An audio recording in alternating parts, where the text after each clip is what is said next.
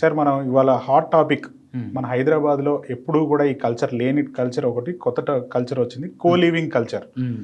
ఇది ఎవరైతే అపార్ట్మెంట్లు కడుతున్నారో వాళ్ళే కో లివింగ్కి అపార్ట్మెంట్ స్పేస్ కడుతున్నారు కాబట్టి అది ఎంతవరకు లీగల్, అది ఎంతవరకు కరెక్ట్ సార్? మొట్టమొదటిసారిగా మనం చూసుకున్నట్లయితే కోలివింగ్ ఇది ఇంతకుముందు అంటే మన భారతీయ సంస్కృతికి అసలు ఇది కరెక్ట్ అయింది ఓడే కాదు. కోలివింగ్ అసలు ఇద్దరు వయోజనులు అంటే ఇద్దరు మేజర్స్ ఎప్పుడు కలిసి ఉండాలి, ఐదర్ వారు పెళ్లి చేసుకున్నప్పుడు, లేదంటే వాళ్ళిద్దరూ అంటే ప్రేమించుకొని, లేదంటే వాళ్ళు లవర్స్గా ఉన్నప్పుడు ఇది కామన్గా జరుగుతుండే అంశాలు. కానీ ఇప్పుడు కోలివింగ్ అనేది ఏంటంటే అదొక ప్యాషన్ అయింది. అది వాస్తవానికి అపార్ట్మెంట్స్లో ఉన్నటువంటి ఓనర్లు దాన్ని అంటే డబ్బు పరంగా వాళ్ళు ధనార్జనగా దాన్ని ముందుకు తీసుకెళ్తున్నా. ఇప్పుడు ఉన్నటువంటి వయోజనులు ఏం చేస్తున్నారంటే కామ కోరికలు తీర్చుకోవడానికి, ఇది పచ్చిగా అంటే వాళ్ళ కామ కోరికలు తీర్చుకోవడానికి. ఇంకోటి ఏంటంటే వాళ్ళు చాలా దూరాలు అంటే హైదరాబాద్ అంటే ఇప్పుడు విజయవాడ వాళ్ళు ఉంటారు, ఖమ్మంలో ఖమ్మం వాళ్ళు ఉంటారు. కానీ హైదరాబాద్లో అన్ని జిల్లాల వాళ్ళు కొన్ని వేరే వేరే అంటే రాష్ట్రాల నుంచి కూడా రాష్ట్రాల నుంచి వచ్చిన వాళ్ళు కూడా ఇక్కడ ఉంటుంటారు. సో ఇక్కడ ఏంటంటే వాళ్ళ కుటుంబానికి తర్వాత వాళ్ళ పేరెంట్స్కి దూరంగా ఉంటుంటారు. సో వాళ్ళకి ఇక్కడ వీళ్ళు చేసేదంతా కూడా ఎంజాయ్ ఏంటంటే ఇప్పుడు మొత్తం దిల్దారుగా బ్రతకాలి, ఉన్నన్ని రోజులు ఎంజాయ్ చేయాలి, ఆ తర్వాత చేస్తాం అన్నట్లుగా ఇప్పుడున్న యూత్ ఏంటంటే వాళ్ళ దగ్గర స్కిల్స్ లేవంటే మంచి స్కిల్స్ ఉంటాయి, తర్వాత మంచి మంచి జాబ్స్ చేస్తుంటారు. ముఖ్యంగా ఈ కోలివింగ్ కల్చర్ అనేది అంటే సాఫ్ట్వేర్ ఫీల్డ్లో ఎక్కువ చూస్తుంటాం మనం. సాఫ్ట్వేర్ ఫీల్డ్లో తర్వాత ఐటీ ఫీల్డ్లో ఎక్కువ చూస్తున్నాం. ఏంటంటే వీళ్ళకి పబ్ కల్చర్ ఎక్కువగా ఉంటుంది. తర్వాత వీళ్ళు ఏంటంటే ఈ సెక్స్ అనేది వాళ్ళకి అదొక జస్ట్ థింగ్ లాగా అనిపిస్తుంది. ఒక కాఫీ తాగినట్లు, ఒక భోజనం చేసినట్టు, ఒక టిఫిన్ చేసినంత ఈజీగా వాళ్ళకి సెక్స్ అనిపిస్తుంటుంది అన్నట్టు. సో ఇక్కడ ఏంటంటే వీళ్ళు వాళ్ళ పైశాచిక ఆనందం, ఇది ఖచ్చితంగా పైశాచిక ఆనందం అనే చెప్పాలి. ఏంటంటే తల్లిదండ్రులు, పేరెంట్స్, తర్వాత కుటుంబీకులు, గార్డియన్స్ ఎవరైతే ఉన్నారో వాళ్ళకి ఈ విషయాలు తెలియకుండా చాలా సీక్రెట్గా మెయింటైన్ చేస్తుంటారు. అదే ఇంట్లో ఇప్పుడు ఒక ఆంధ్ర నుంచి వచ్చిన ఒక అబ్బాయి ఉన్నాడు, లేదంటే ఆంధ్ర నుంచి వచ్చిన ఒక అమ్మాయి ఉంటుంది. ప్రతి ఒక్క హ్యూమన్కి ఇది కామన్ థింగ్. సెక్స్ అనేది ప్రతి ఒక్కరికి కామన్ నీడ్ అది.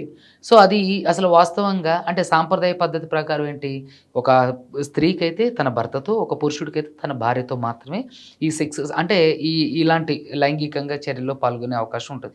కానీ ఇప్పుడున్న ప్రస్తుత పరిస్థితులు ఎలా ఉన్నాయంటే వేరే ఇప్పుడు ఆంధ్ర నుంచి ఒక అమ్మాయి వచ్చింది అనుకోండి, లేదంటే ముంబై నుంచి ఒక అమ్మాయి వచ్చింది, ఆంధ్ర నుంచి ఒక అబ్బాయి వచ్చిండు, వీళ్ళిద్దరికీ ఓకే అనుకున్నారు అనుకోండి, వీళ్ళిద్దరూ కో లివింగ్ రూమ్స్లో ఉండి వాళ్ళు చక్కగా ఉన్న రోజులు ఉండి ఎంజాయ్ చేసుకుని వెళ్ళిపోతున్నారు. అలా కొన్ని హాస్టల్స్లో డైరెక్ట్ కో లివింగ్ అని పెట్టేస్తున్నారు బోర్డ్స్ రెసిడెన్షియల్ ఏరియాస్లో. ఏంటంటే అక్కడ అమ్మాయి తీసుకుంటుంది, అబ్బాయి షేరింగ్ వేసుకుంటారు. అంటే ఇక్కడ దీన్ని డబ్బులుగా అంటే ధనార్జనగా ఏంటంటే ఓనర్స్ కూడా దీన్ని అంటే ఈ సంస్కృతికి తెరలేవడం జరుగుతుంది. ఇది కంప్లీట్గా లీగల్ అని చెప్పలేము. అయితే ఇద్దరు వయోజనులు ఉంటున్నారు కాబట్టి దాన్ని మనం లీగల్ అనే చెప్పాలి వాస్తవానికి.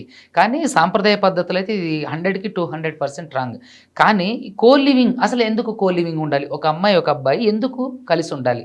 ఒక్కసారి క్వశ్చన్ వేసుకోండి, ఎందుకు కలిసి ఉండాలి, ఎందుకు కలిసి ఉంటున్నారు? కేవలం వాళ్ళ సెక్షువల్ థాట్స్, వాళ్ళ సెక్షువల్ నీడ్స్ తీర్చుకోవడానికి మాత్రం. ఇప్పుడున్నటువంటి సమాజంలో అసలు కో లివింగ్ అనేది అవసరమే లేని అంశం. ఖచ్చితంగా చూసండి తెర వెనుక సుబ్బారావు, తెర వెనకాల తెర ముందు సుబ్బారావు అన్నట్టుగా ఇక్కడ ఏంటంటే వాళ్ళు తల్లిదండ్రుల ముందు ఒక రకంగా నటిస్తారు, వాళ్ళు లేని ప్రిమిసెస్లో ఒకలాగా ప్రవర్తిస్తుంటారు. ఏంటంటే అసలు ఇది ఇద్దరు వయోజనులు పచ్చిగా చెప్పాలంటే వాళ్ళ శృంగార కార్యకలాపాలు తీర్చుకోవడానికి ఇది ఒక వేదికగా ఉపయోగపడుతుంది. ఎక్కువ మంది యూత్ దీనికి అట్రాక్ట్ అవ్వడానికి కారణం కూడా అదే. సో ఇద్దరు అండర్స్టాండింగ్తో ఉంటారు. సో ఇది ఏంటంటే మంచి పోకడు కాదు, సమాజానికి మంచి ఉద్దేశం కాదు. అంటే న్యాయ వ్యవస్థలో ఇట్లాంటి వాటికి ఏమి లాస్ ఏం లేవా సార్? ఎందుకు లేవండి, చాలా ఉన్నాయి. కాకపోతే ఏంటంటే సుప్రీంకోర్టు ఇచ్చింది కదా, ఇద్దరు వయోజనులు అంటే పరస్పర అంగీకారంతో అంటే శృంగార కార్యక్రమాలు సెక్షన్ 377 కూడా కొట్టేసింది కదా. సో ఏంటంటే కంప్లైంట్ ఇచ్చేంత వరకు ఐదర్ ఇప్పుడు కో లివింగ్ రిలేషన్లో ఉన్నారు, అమ్మాయి అబ్బాయి ఉంటున్నారు, అందులో అబ్బాయి అంటే కానీ అమ్మాయి కానీ వాళ్ళపైన అంటే లైంగిక చర్యలు అంటే ఫోర్స్ఫుల్గా జరిగిందనుకోండి, వాళ్ళు కంప్లైంట్ ఇస్తే అది కేసే, అది రేపే. సో ఇక్కడ ఏంటంటే గమ్మత్తైన విషయం ఏంటంటే సుబ్బు గారు, మనం ఇప్పుడే మనం మాట్లాడక ముందు కూడా ఒక వీడియో చూసాం. 45 days ఆ అమ్మాయిని ఓయో రూమ్లో పెట్టి నన్ను రేప్ చేశాడు అనేది ఆమె ఆరోపిస్తుంది.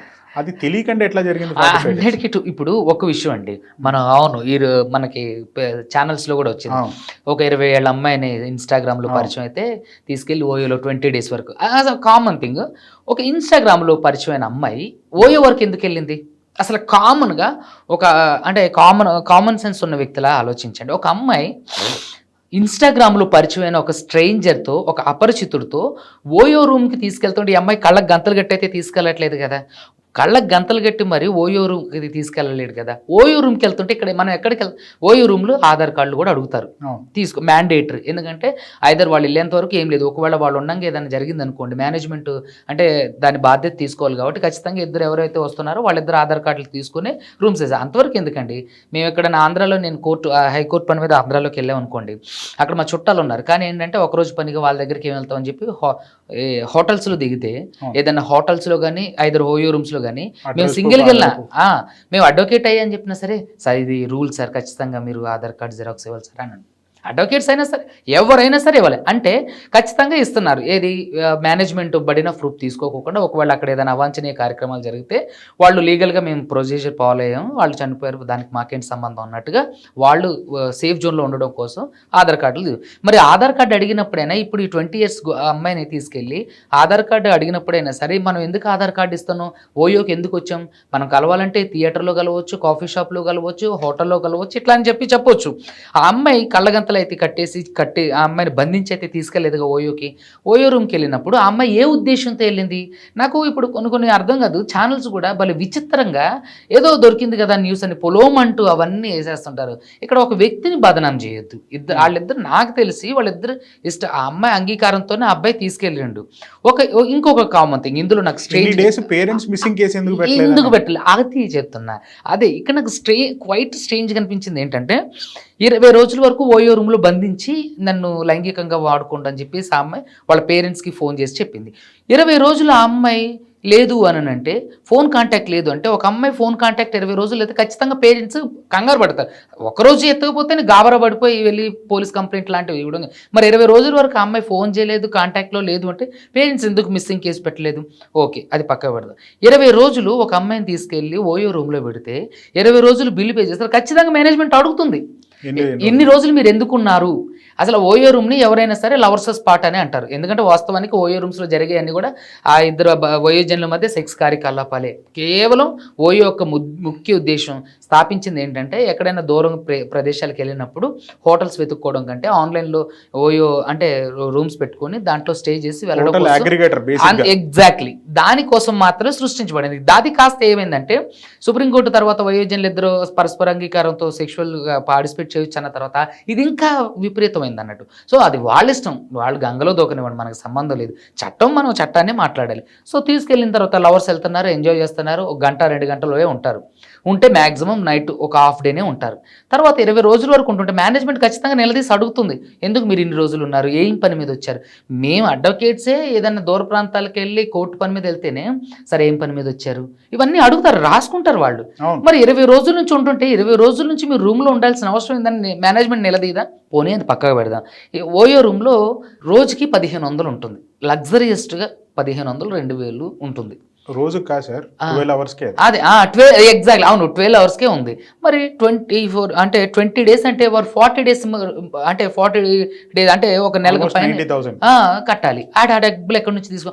పోనీ వాడు ఉన్నోడే అనుకుందాం, ఆ అబ్బాయి ఎవడైతే ఉండో వాడు ఉన్నోడే అనుకుందాం. ఇక్కడ ఏంటంటే అబ్బాయి మీదే బురద జల్లే ప్రయత్నాలు. ఇక్కడ అబ్బాయి అనేవాడు మంచివాడని మళ్ళీ నేను అనడం లేదు. ఏంటంటే ఇద్దరు కలిసి తప్పు చేసినప్పుడు ఆ బాధ్యత అనేది ఇద్దరి మీదకి వేయాలి, ఆ శిక్ష ఇద్దరికీ వేయాలి. అంతేగాని ఇక అంటే అబ్బాయే తప్పు చేసిండు, అమ్మాయి తప్పు చేయలేదు.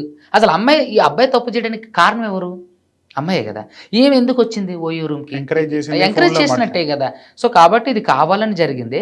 తర్వాత అమ్మాయి ఏదో జరిగి ఇష్యూస్ జరిగి ఆ అమ్మాయి సేఫ్ జోన్లో అవడం కోసం ఆ అబ్బాయిని నిరీక్షించింది తప్ప, నాకు తెలిసి మోస్ట్లీ రేప్ కేసులు అనేవి జరుగుతున్నాయి, జరగట్లేదు అని అంటలా.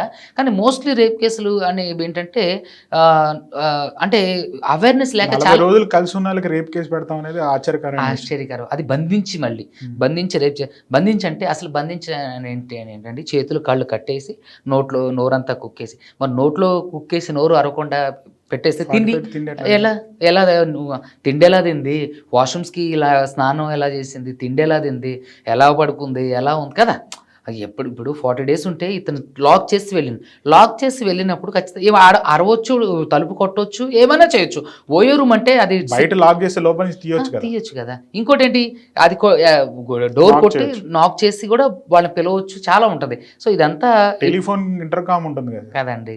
సో ఇదంతా నాకు తెలిసి ఇట్స్ బుల్షిట్ థింగ్. ఇది అది నిజం కాదనేది నా ఉద్దేశం. ఒకవేళ నిజం అయితే మాత్రం అది ఖచ్చితంగా అబ్బాయి తప్పే. నాకు తెలిసి 99% అది నిజం అయ్యి ఉండదు. ఇది ఖచ్చితంగా అబ్బాయిల మీద బురద జల్లే ప్రయత్నం.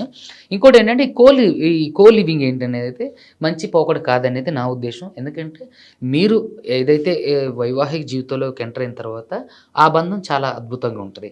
ఇప్పుడు మీరు కావాలని కామ కోరికలు తీర్చుకోవడం కోసం ఇలా చేస్తే రేపొద్దున ఈ ఈ ఇంపాక్ట్ తర్వాత జనరేషన్ మీద పడుతుంది.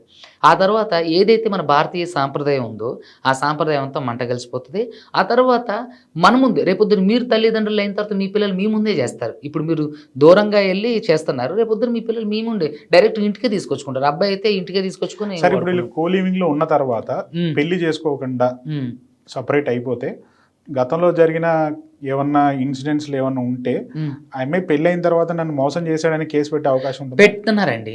కోలివింగ్లో ఇప్పుడు ఏం జరుగుతుంది అంటే, కోలివింగ్ అనేది ఏంటంటే ఖచ్చితంగా ఎదురు వయోజనులు ఉండాలన్న కాన్సెప్ట్తో పెట్టింది. అది ఖచ్చితంగా సెక్షువల్ థాట్స్ తీర్చుకుంటారు బాబు అఫీషియల్గా అని చెప్పి పెట్టింది.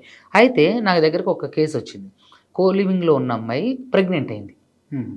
నా దగ్గర కేసు వచ్చి నన్ను ఆయన ఇట్లా మోసం చేసినంటే బుద్ధి తక్కువదన చెప్పుతో కొడతా, నువ్వు అసలు కోలివింగ్లో ఉండాల్సిన అవసరం ఉంది, నువ్వు కోలివింగ్లో ఉన్నావు, ఓకే ఉన్నప్పుడు అతనితో సెక్షువల్గా ఎందుకు పార్టిసిపేట్ చేసి? కోలివింగ్ అతనితో ఉంటుంది ఏమన్నా ఫీమేల్ ఫ్రెండ్ తోనే ఉండొచ్చు కదా. అదే కదా. కోలివింగ్ అంటే ఏంటి? కలిసి ఉండడు. అది ఎవరితోనైనా ఉండొచ్చు. నువ్వు అమ్మాయిలతోనే ఉండు, నువ్వు అబ్బాయితో ఎందుకు అనువని నిలదీశా అంటే నేను అని నీళ్ళు నవ్వుతుంది. ఫస్ట్ నువ్వు తప్పు చేసినావు. నువ్వు కోలివింగ్లో ఒక అబ్బాయితో షేర్ చేసుకోవడం, బెడ్ షేర్ చేసుకోవడం ఏంటి? నువ్వు అసలు రూమ్ షేర్ చేసుకోవడమే తప్పు, నువ్వు బెడ్ కూడా షేర్ చేసుకున్నావు.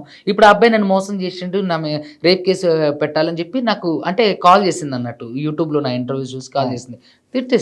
తిట్టి ఇలాంటి పిచ్చి విషయాలు నా దగ్గర కాదు, నువ్వు ఎక్కడికైనా వెళ్ళి తేల్చుకో అంటే ఆ అమ్మాయి వెళ్ళి పోలీస్ స్టేషన్లో కేసు అయింది. అది పెద్ద న్యూస్లో కూడా వచ్చింది. అయితే నేనేం చేశానంటే, ఇది ఇద్దరు పరస్పర అంగీకారంతో జరుగుతున్నప్పుడు ఒకవేళ లీగల్గా రైట్స్ ఖచ్చితంగా ఫీమేల్స్కి ఉంటాయి. ఎందుకంటే ఒక బేస్మెంట్ కింద ఉండి వాళ్ళిద్దరు ఉన్నారంటే లివింగ్ రిలేషన్, కో లివింగ్ అయినా సరే కోలివింగ్ ఓనర్ కి ఎట్లాంటి రెస్పాన్సిబిలిటీస్ ఉంటాయి? ఏముండవండి. ఎందుకంటే వాడు ముందుగానే వాళ్ళకి చెప్తుండ్రు, ఇట్స్ నాట్ మై రెస్పాన్సిబిలిటీ, మీకు ఇష్టమైతేనే ఉండండి అంటాడు. సో ఇది కూడా ఓనర్స్ అనేవాళ్ళు ఏంటంటే అక్కడ కోలివింగ్లో ఉన్నప్పుడు ఏదైనా ఐదర్ ఫీమేల్కి కానీ మేల్కి కానీ ఏదైనా అవాంఛనీయ సంఘటన జరిగినప్పుడు మాత్రమే ఈ ఓనర్ అనేవాడు లయబుల్ అవుతాడు. అంతే తప్ప మిగతా సందర్భాల్లో కాడు. వాళ్ళిద్దరూ ఇష్టపూర్వకంగా వచ్చి వాళ్ళిద్దరు అగ్రిమెంట్స్ ఏమన్నా తీసుకుంటున్నారు? అగ్రిమెంట్ ఉంటుందండి, ఇద్దరికి ఓనర్ తీసుకోవాలి. అసలు అయితే 1 year అంటే 11 నెలలకి అగ్రిమెంట్ చేసుకోవాలి. చాలా మంది ఏం చేస్తున్నారంటే 11 నెలలు అగ్రిమెంట్ చేసుకుంటే 3 నెలల అడ్వాన్స్ 2 నెలల అడ్వాన్స్ ఇవ్వాలి. తర్వాత 1 year అంటే 11 నెలల వరకు కూడా ఆ అగ్రిమెంట్ బ్రేక్ చేయకూడదు. కలిసి ఉండాలి 11 నెలలు కలిసి ఉండాలి. అలాంటప్పుడు ఏం చేస్తున్నారు, ఓనర్స్ కూడా అగ్రిమెంట్స్ తీసుకోవట్లేదు. ఇప్పుడు చాలా ఏ హాస్టల్లో తీసుకున్నా, ఏ రూమ్స్లో తీసుకున్నా మోస్ట్లీ ఫ్యామిలీస్కి కూడా అగ్రిమెంట్స్ చేయట్లేదు. చాలా తక్కువ. ఏదైనా బ్యాంక్ స్టేట్మెంట్కో లేదంటే అంటే బ్యాంక్ లోన్స్కో లేదంటే ఏదైనా రెసిడెన్షియల్ ప్రూఫ్ కోసం మాత్రమే అగ్రిమెంట్స్ వాడుకుంటున్నారు తప్ప అసలు చాలా మంది రూమ్స్లో ఉంటే అగ్రిమెంట్స్ తీసుకోవడం లేదు. సో వీళ్ళు ఓనర్లకు అది అలుసు, అది అనువుగా ఉంటుంది అన్నట్టు. సో అలా అనువుగా ఉన్నప్పుడు ఏంటంటే ఆ ఓనర్స్ ఖచ్చితంగా ఆ రూమ్లో పెట్టుకొని 2 నెలలు 3 నెలలు ఉంటారు. వాళ్ళ సెక్షువల్ నీడ్స్ తీర్చుకుంటారు, మళ్ళీ వేరే దగ్గరికి వెళ్తారు. ఇట్లా ఉండటం వల్ల ఏంటంటే ఎక్కువగా హెచ్ఐవి వ్యాపించే అవకాశాలు, హెపటైటిస్ BC వ్యాపించే అవకాశాలు, తర్వాత సిప్లిస్ వ్యాపించే అవకాశాలు, తర్వాత సుఖవ్యాధులు, గనీరియా లాంటి చాలా రకాల వ్యాధులు వస్తున్నాయి. ఇప్పుడు మీరు చూసుకున్నట్లయితే ప్రపంచ ఆరోగ్య సంస్థ రిలీజ్ చేసినటువంటి సూచికలో ఎయిడ్స్ ద్వారా ప్రతి సంవత్సరం lakhs చనిపోతున్నారు భారతదేశంలో. చాలామంది lakhsలో ఆ వైరస్ ఇన్ఫెక్ట్ వల్ల బాధింపబడుతున్నారు. సో వీళ్ళు ఏంటంటే వయసులో చేసే ఈ కార్యక్రమాల ద్వారా వాళ్ళు అంటే అది అనుభవించడమే కాకుండా చాలామందికి అంటే అదొక శాపంగా మార్చేస్తున్నారు. ఇప్పుడు కోలివింగ్లో చాలా వరకు ఏంటంటే ఒక పార్ట్నర్ ద్వారా ఒకరికి ఎయిడ్స్ వచ్చింది అనుకోండి, నాకు ఎయిడ్స్ ఆడి ద్వారా వచ్చింది కానీ నేను వేరే వాళ్ళకి అంటిస్తా అని చెప్పి వీళ్ళే ఎయిడ్స్ని అంటిస్తున్నారు. సో కాబట్టి దయచేసి ఎగ్జాక్ట్లీ దాన్ని ఇక కరెక్ట్ పదం కోలివింగ్ అనుకోకూడదు, దీన్ని సైకో లివింగ్ అనాలి ఖచ్చితంగా. ఎందుకంటే కోలివింగ్లో ఉండే వాళ్ళందరూ కూడా ఖచ్చితంగా కామాంధులే. వాళ్ళు నిజంగా ఎథిక్స్ ఉండవు, వాళ్ళకి ఫ్యామిలీ వాల్యూస్ ఉండవు. ఏంటంటే వాళ్ళు నిజంగా ఒక తెలియని స్ట్రేంజర్తో సెక్షువల్గా కలిసి ఉండటం అంటే అసలు ఎంత ఎంబారసింగ్, ఆ ఫీలింగ్ ఎంత ఎంబారసింగ్ ఉంటుందండి. మీ పేరెంట్స్కి తెలిస్తే, ఆడపిల్లల పేరెంట్స్కి తెలిస్తే ఎంత బాధపడతారు. వీళ్ళు పెళ్లి చేసుకుంటారు, రేపు మొగుడు వచ్చిన తర్వాత పరిస్థితి ఏంటి? ఆ పరిస్థితి ఏంటి, వాడికి తెలిసిపోతుంది కదా నువ్వు వర్జినా కాదా అని చెప్పేసి, నువ్వు తిరిగిపోతావా కాదని చెప్పేసి. మగవాడంటే వాడు ఎట్లయినా గెట్టిన అవుతారు. సో కాబట్టి దయచేసి ఎస్పెషలీ కోలివింగ్లో ఉండేటువంటి ఆడపిల్లలు జాగ్రత్తగా ఉండండి. కోలివింగ్ అనేది మంచి పద్ధతి కాదు. కోలివింగ్లో ఉండడం ద్వారా హెచ్ఐవి లాంటి, తర్వాత భయంకరమైనటువంటి ఎయిడ్స్ వ్యాధి లాంటివి, తర్వాత అదేవిధంగా హెపటైటిస్ బీసీలు, తర్వాత సిప్లిస్, ఇలాంటి రకరకాల భయంకరమైన వ్యాధులు ప్రబలుతున్నాయి. దయచేసి మీ జీవితాన్ని అంధకారంలో పెట్టుకోవద్దు. ఎస్పెషలీ యువత, అందులోనూ ఐటీ రంగంలో ఉన్నటువంటి వాళ్ళకి, అదేవిధంగా సాఫ్ట్వేర్ రంగంలో ఉన్నటువంటి యూత్కి మేము చెప్పేది ఏంటంటే కోలివింగ్ అనేది మంచి పద్ధతి కాదు. అది ఎథికల్గా మంచి పద్ధతి కాదు, సైన్స్ ప్రకారంగా మంచి పద్ధతి కాదు, మీ జీవితానికి కూడా మంచి పద్ధతులు కాదు. మీరే కోరి సుఖవ్యాధులు తీసుకొచ్చుకొని మీ జీవితాన్ని అర్ధాంతరంగా ముగించుకునే పరిస్థితులు ఉన్నాయి. కాబట్టి దయచేసి ఇట్లా హైటెక్ సిటీ, మాదాపూర్, తర్వాత మణికొండ, ఇట్లా రకరకాల హైలీ పాపులేటెడ్ ఏరియా, అదేవిధంగా ఐటీ రంగాల్లో ఉన్నటువంటి ఏరియాలో ఉన్నటువంటి యువత కానీ అమ్మాయిలు అబ్బాయిలు మీ అందరికీ చెప్పేది ఏంటంటే దయచేసి కోలివింగ్ని ఎంకరేజ్ చేయకండి. అలా చేయడం వల్ల మీ ప్రాణాలకే ప్రమాదం. అదేవిధంగా మీ ద్వారా మీరు చావడమే కాకుండా మీ కుటుంబాన్ని లైఫ్ లాంగ్ అంటే ఫెయిల్యూర్ అంటే పేరెంట్స్గా మీరే వాళ్ళకి గుర్తింపు ఇస్తున్నారు.